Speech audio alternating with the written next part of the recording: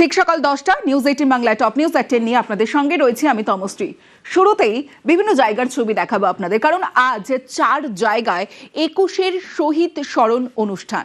আর সেখানে শুরুতেই আপনাদের 21শে জুলাইয়ের তারামণ্ডলের সামনের ছবিটা দেখাবো। তারামণ্ডলের অনুষ্ঠান, যেখানে কালীঘাট তৃণমূল অর্থাৎ মমতা তৃণমূলের অনুষ্ঠান। আর সেই মমতা তৃণমূলের অনুষ্ঠানের প্রস্তুতি, কারণ আমরা দেখলাম সারা রাত সেখানে মমতা বন্দ্যোপাধ্যায়, অভিষেক বন্দ্যোপাধ্যায় ছিলেন এবং সকালেই তারা ফিরে গিয়েছেন। তারপরে শেষ মুহূর্তের যে প্রস্তুতির ছবিটা আমরা দেখাচ্ছি, তারামণ্ডলের পাশাপাশি বিল্লা তারামণ্ডলের পাশাপাশি মেয়র রোডে যেখানে নব তৃণমূল, আর সেই নব তৃণমূলের 21শে স্মরণ অনুষ্ঠান অর্থাৎ 21শে জুলাই শহীদ স্মরণ অনুষ্ঠান নব তৃণমূলের মেয়র রোডে। অন্যদিকে এনসিপিআই এর অর্থাৎ যে সাংসদরা তৃণমূল ছেড়ে এনসিপিআইতে যোগদান করেছেন অর্থাৎ কাকলি ঘোষ দস্তিদার, সুদীপ বন্দ্যোপাধ্যায়রা, তারা শহীদ স্মরণ করবেন কোথায়? এনসিপিআই এর যারা সাংসদরা রয়েছেন তারা রাজঘাটে, দিল্লির রাজঘাটে 21শে পালন কাকলিদের। অন্যদিকে শহীদ মিনারেও 21শে জুলাই পালন করবে কংগ্রেস। শহীদ মিনারে কংগ্রেসের শহীদ স্মরণ এবং সেই শহীদ স্মরণ অনুষ্ঠান শহীদ মিনারে, অর্থাৎ 21শে জুলাই 4-21 কার 21।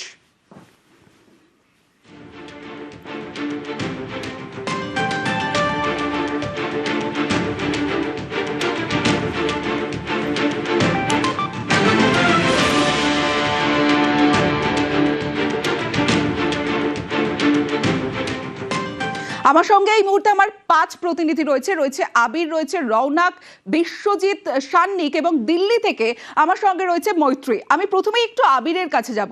আবির, 21শে জুলাই সেই জুলাই 4 ভাগ, অর্থাৎ একটা তৃণমূল তো আগেই ভাগ হয়েছে, এখন 21শে জুলাই শহীদ স্মরণ নিয়েও টানাটানি।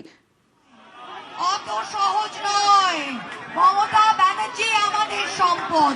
তমস্বী, 33 বছরের 21শে জুলাই যা বঙ্গ রাজনীতির ক্যালেন্ডারে যখন প্রবেশ করে, তার মধ্যে 17 বছর ধরে সেই 21শে জুলাইয়ের যে চেহারা কলকাতাতে ভিক্টোরিয়া হাউসের সামনে দাঁড়িয়ে দেখতে পাওয়া যেত, বর্তমান অবস্থায় বা বঙ্গ রাজনীতির প্রেক্ষাপটে দাঁড়িয়ে সেই 21শে জুলাইয়ের চেনা ছবির বদল ঘটেছে। শহর কলকাতাতে 2 কিলোমিটারের মধ্যে 3টে 21শে জুলাই পালন করা হচ্ছে। 1993 সালের 21শে জুলাইয়ের ঘটনা যেদিনকে ঘটেছিল, সেদিনকে মমতা বন্দ্যোপাধ্যায় যুব কংগ্রেসের নেত্রী ছিলেন। তার নেতৃত্বে one man one identity one card এই দাবি নিয়ে যখন মহাকরণের সামনে তারা যেতে চান বলে তাদের সেই আন্দোলনে ডাক দেওয়া হয়েছিল। শহর কলকাতার বেশ কতগুলো জায়গাতে সেখান থেকে জমায়েত হয় এবং তারপরের ঘটনা আমরা প্রত্যেকেই জানি। এবং সেই ঘটনার রেস ধরে গত কয়েক বছর ধরে লাগাতার যে 21শে জুলাইয়ের যে সমাবেশ পালন করা হয়েছে, তাতে ভিক্টোরিয়া হাউসের সামনে মমতা বন্দ্যোপাধ্যায় পালন করতে চাওয়া যে 21শে জুলাই, সেই 21শে জুলাই বঙ্গ রাজনীতিতে কার্যত পরিচয় পেয়ে গিয়েছিল। 2026-এর রাজ্য বিধানসভা নির্বাচনের ফল প্রকাশের পর তৃণমূল কংগ্রেস কার্যত ভেঙে ছত্র খান। যারা সাংসদরা ছিলেন তারা একাধিক জন চলে গেছেন, 2/3 বেশি সাংসদ চলে গেছেন হচ্ছে এনসিপিআই বলে একটি দলের সঙ্গে। তারা আজকে রাজঘাটে তারা পালন করতে চলেছে। তৃণমূল কংগ্রেস এই মুহূর্তে 2টো শিবিরে বিভক্ত। যেখানে আমি দাঁড়িয়ে রয়েছি ক্যাথিড্রাল রোড, সেখানে মমতা বন্দ্যোপাধ্যায়, অভিষেক বন্দ্যোপাধ্যায়, মহুয়া মৈত্র, কল্যাণ বন্দ্যোপাধ্যায়, দোলা সেন, কুণাল ঘোষ, শোভনদেব চট্টোপাধ্যায়, ডেরেক ওব্রায়েন তারা সভা করতে চলেছেন। আর অন্যদিকে মেয়র রোডে ঋতব্রত বন্দ্যোপাধ্যায়, সন্দীপন সাহাদের নেতৃত্বে যে নয়া তৃণমূল কংগ্রেস তৈরি হয়েছিল তারা সভা করবেন। প্রসঙ্গত গত কয়েক বছর ধরে যে 21শে জুলাই মমতা বন্দ্যোপাধ্যায়ের সঙ্গে যাদেরকে দেখতে পাওয়া যেত, সেই ফিরাদ হাকিম, অরূপ বিশ্বাস, চন্দ্রিমা ভট্টাচার্য, মদন মিত্রর মতো যারা নেতারা রয়েছেন, তারা চলে গিয়েছেন হচ্ছে ঋতব্রতদের দিকে। ফলে এই 21শে জুলাই কার্যত মমতা বন্দ্যোপাধ্যায়ের কাছে 1 দল বাঁচানোর লড়াই, 2 অস্তিত্ব রক্ষার লড়াই, এবং তৃতীয়ত তুমি যেটা বললে, আজকে প্রশ্ন উঠছে যে 21শে জুলাই আসলে কার। তুমি জানো যে কংগ্রেস শিবিরের তরফ থেকে এবারে যে প্রচার আয়োজন করা হয়েছে, তারা যে সভা করছে, তারা দীর্ঘদিন বাদে একেবারে বাইরে নিয়ে এসছে, মহাজাতি সদনের বাইরে তারা 21শে জুলাই তারা সভা করতে চলেছে। এবং শহীদ মিনার ময়দানে তাদের যে সভার আয়োজন, সেই আয়োজনে তারা পোস্টারে ব্যবহার করেছে যে আন্দোলন বা লড়াই তাদের ছিল, তাদের সেই লড়াইকে কার্যত ছিনিয়ে নেওয়ার চেষ্টা হয়েছিল। ফলে চলতি বছরে আসলে 21শে জুলাই কংগ্রেসের ব্যানারে হয়েছে, সেটাকে তারা প্রচারের আলোকে নিয়ে এসে রাজনীতির প্রচারে তারা ব্যবহার করতে চান। আর সেখানে দাঁড়িয়ে মমতা বন্দ্যোপাধ্যায় যে 21শে জুলাই তার বলে এতদিন ধরে দাবি করতেন, সেখানে তার দলের নেতারাই তাতে প্রশ্নচিহ্ন ঝুলিয়ে দিয়েছেন। তারা সেই 21শে জুলাই বলছেন যে এই শহীদ মঞ্চ শহীদদের জন্য ছিল না, তারা বলছেন যে এই শহীদদের জন্য যে তর্পণের জন্য যে মঞ্চ, সেখানে টলিউডের স্টারেরা উঠে বসে থাকতেন, এখানে পাগলু ডান্স হতো, এখানে সংস্কৃতি জগতের লোকেরা গান বাজনা করতেন, ফলে তারা আলাদা করে সরে গেছেন। ফলে আজকে অবশ্যই কর্মীদের একটা আবেগের জায়গা 21শে জুলাইকে ঘিরে থাকে, যেটা বরাবর তৃণমূল কংগ্রেস বলে থাকছে। এবং কলকাতা হাইকোর্টের অনুমতিক্রমে ক্যাথিড্রাল রোডে 2500-এর মতো জমায়েত নিয়ে মমতা বন্দ্যোপাধ্যায়দের করতে হবে সভা। অনেকেই ইতিমধ্যে সেখানে উপস্থিত হয়েছেন, অন্য জায়গাগুলোতেও যেতে শুরু করেছেন। কিন্তু আসল লড়াই নেতাদের মধ্যে, আসল লড়াই হয়তো মমতা বন্দ্যোপাধ্যায়ের কাছে, যেই দল বাঁচিয়ে এই 21শে জুলাইয়ের মতো অস্তিত্ব রক্ষা করার ক্ষেত্রে তিনি কতটা অগ্রণী হতে পারবেন। তার কারণ ইতিমধ্যেই তার দলের নাম, দলের লোগো, দলের বিভিন্ন পরিচয়, তার সমস্ত কিছুই কার্যত হাতছাড়া হবার উপক্রম হয়েছে।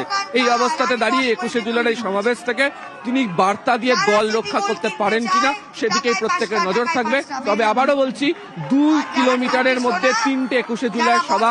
সাম্প্রতিক অতীতে এমন ঘটনা শহর কলকাতাতে এই ধরনের সমাবেশকে ঘিরে লক্ষ্য করতে পারা যায়নি। আবির, আজ আরো একটা বদল আমরা দেখলাম। তৃণমূল জামানায় এই 21শে জুলাইয়ের আগে কর্মী সমর্থকদের জন্য ডিম ভাতের ব্যবস্থা করা হতো, আজ ছবিটা বদলে গেল। এবছরের 21শে জুলাইয়ে মমতা তৃণমূলের সভায় আমরা দেখলাম শশা মুড়ি।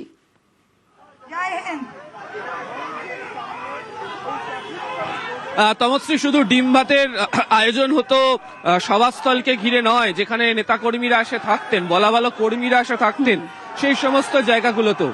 এবারে নেতাজি ইন্ডোর স্টেডিয়াম, ক্ষুদিরাম অনুশীলন কেন্দ্র, গীতাঞ্জলি, অন্যদিকে হচ্ছে আমরা দেখেছি হচ্ছে উত্তীর্ণ, অন্যদিকে হচ্ছে সল্টলেক সেন্ট্রাল পার্ক, সল্টলেক স্টেডিয়ামের বিভিন্ন জায়গা, বড়বাজারের যে বিভিন্ন জায়গাগুলোতে কর্মীরা থাকতেন, তার প্রত্যেকটা জায়গা গিয়ে দেখতে পাওয়া গেছে কর্মীরা আগের দিন থেকে সে অর্থে জমায়েত হননি।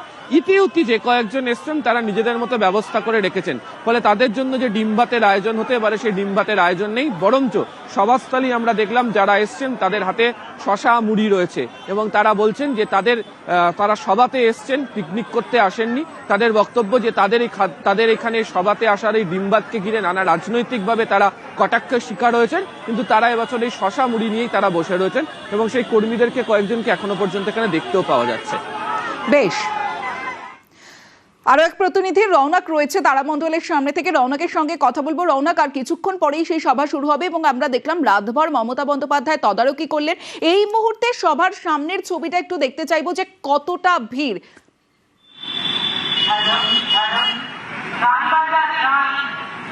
একেবারে আমি যে জায়গায় দাঁড়িয়ে রয়েছি ক্যাথিড্রাল রোড, এবং এই রোডের একটি রোডে সভা করার অনুমতি দেওয়া হয়েছে।